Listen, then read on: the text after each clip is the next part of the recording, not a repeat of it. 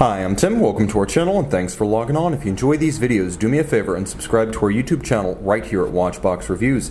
I would really appreciate it, and I promise to update daily. If you love this watch, you can see it and you can purchase it on our website, thewatchbox.com.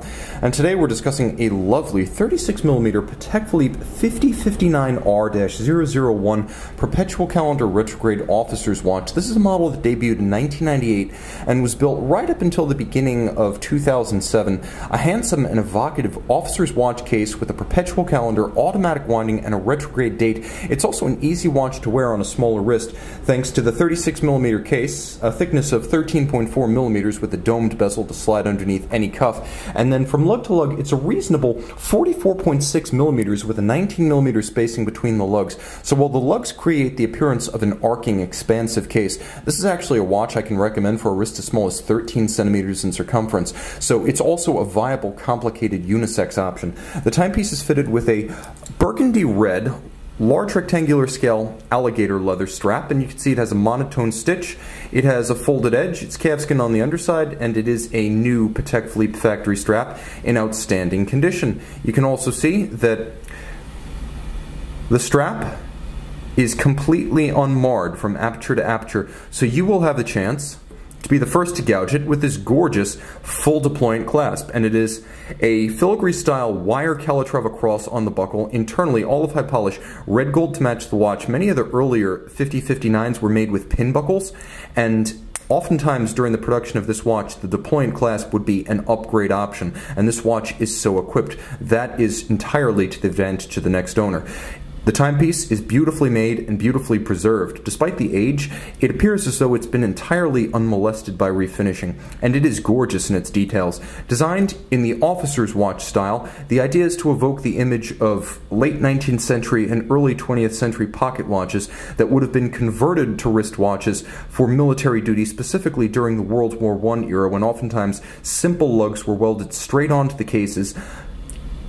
Bolts were welded or fixed by screws to allow lugs to clasp and often sewed on strap. And then, because we were talking about converted pocket watches, oftentimes you would have the original Hunter case back and sometimes a double Hunter case with hinged covers front and back. So Patek Philippe in the modern era creates this style of watch as an homage to the many Patek Philippe pocket watches that were converted to officers' field watches during the early 20th century. Now the timepiece is beautifully rendered, and my favorite detail of the case isn't so much the Hunter case back, it's the welded lugs, which as you can see are soldered directly on. They're built as separate components and then soldered directly on, with the case then finished to remove all evidence of the welded joint between lug and case. And you can see that sharp seam that results is entirely the product of hand finishing.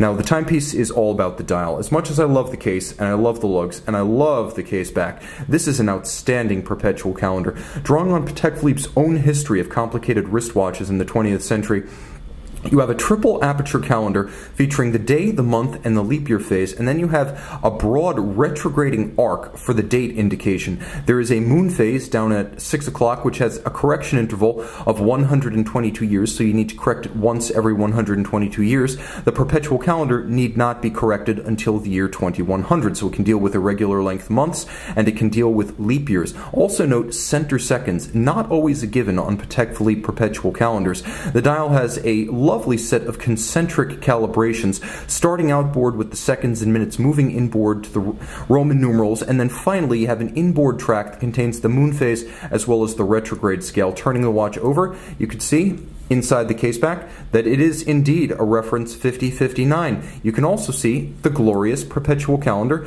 caliber 315. This is the 315 automatic base, bidirectional winding, 21,600 vibration per hour beat rate, adjusted in 5 positions like a chronometer, blazoned with the Geneva hallmark, as all of these models, the 5059s, were built in the era when Patek featured the Geneva hallmark on its movement. Patek's long-running and patented Gyromax-style free-sprung balance, allowing the balance to better take and hold its 5-position adjustment.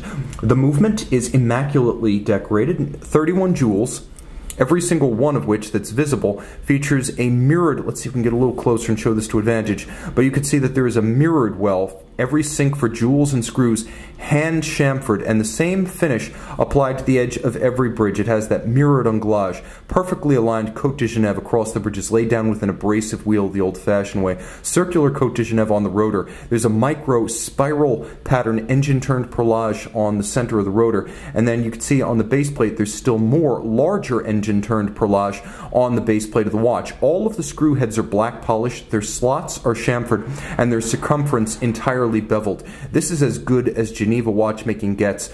Back in the 1990s, there was very little to hold a candle to the finish, the spec, the precision, or the love invested in every facet of this watch, from the finishing of the screws to the immaculate welding and double finish of the lugs and the caseband. This is a romantic Patek Philippe. See and own this modern classic, the 5059R, on the watch box.